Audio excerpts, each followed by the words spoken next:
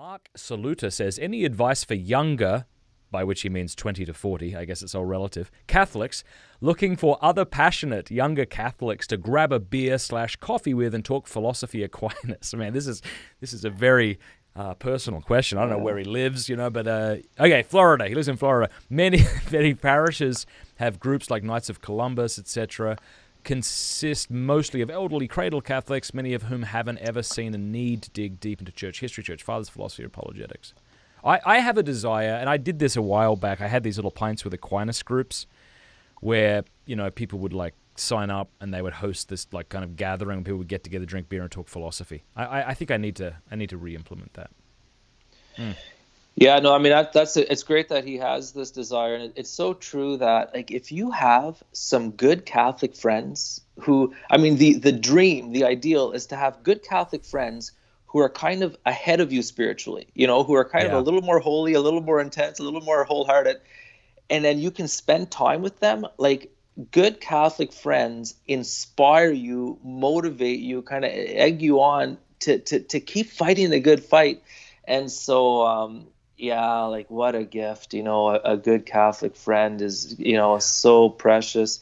I would say, based on Mark's question, it might be that sometimes when you have a desire for something, it's actually a calling. Maybe you need to get the word out that, hey, I'm looking to have beer or coffee with people who want to talk about Aquinas. It's oftentimes a desire for something is a calling that you need to do it yourself, Let me just throw this out to those who are watching and who will watch. Do you like the idea of me setting something like that up? This actually takes a lot more energy and effort and hours than you might think, but maybe we could start these Pints with Aquinas chapters around the country where a small group of people get together, have a beer, and discuss the faith. And if you like that idea, and it's something you actually would be interested in, as opposed to, that's an idea that would be cool for other people. If it's something you would be interested in, please let me know in the comment section below, because it is something I'd be willing to spend some money kind of, there you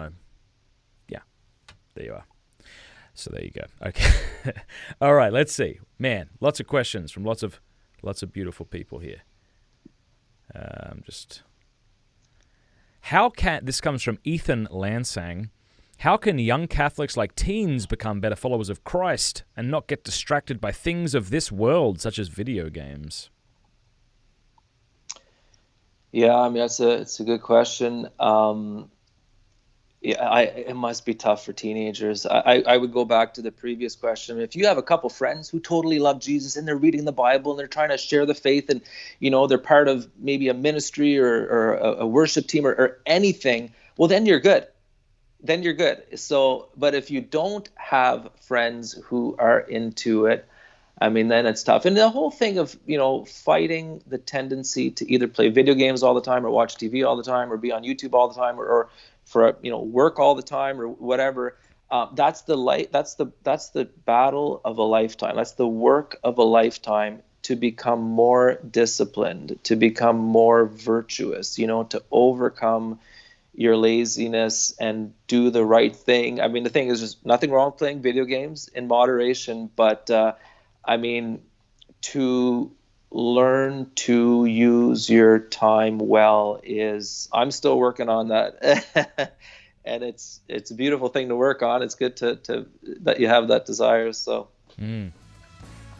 Thank you for watching this clip. You can click here to watch the full episode. And I want to say a big thanks to our sponsors and to our amazing patrons for making all of this possible. Please do us a favor before you go. Click that subscribe button and then the bell. And that way YouTube will be forced to let you know every time we put out a new episode.